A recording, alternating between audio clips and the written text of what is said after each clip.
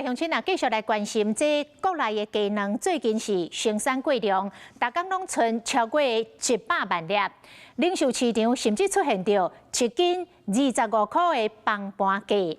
多参台湾内部的产销报告，嘛第一届来出现着严重过剩的经验。啊，讲这个自助餐的卵，即摆较俗咯，这个2包本地15块，即摆只要10块。 卡卵甲甘要做伙炒，芳讲讲的甘要炒卵，就当芳上刀。自助餐除了互民众食会饱，即马要阁互人客省钱。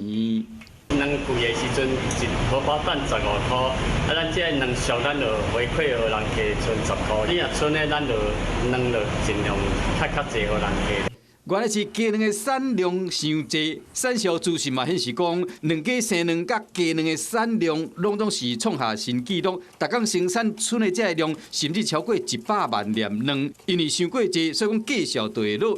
台北甲台中批发价加产地加运输价销分别是每斤34块加27块半，台南拢是29块，有的所在已经落甲剩25块。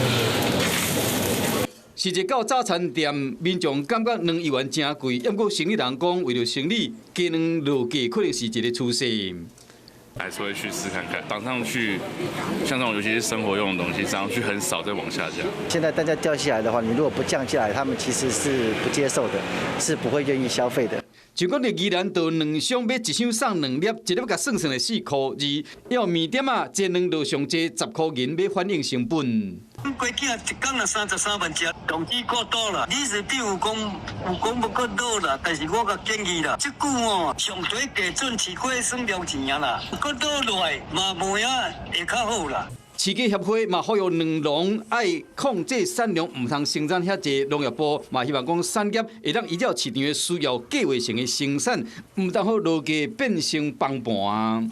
Hello， 我是蒋欣梅。想要抢先掌握最及时的新闻资讯吗？赶快订阅、按赞、开启小铃铛，锁定华视新闻 YouTube 频道。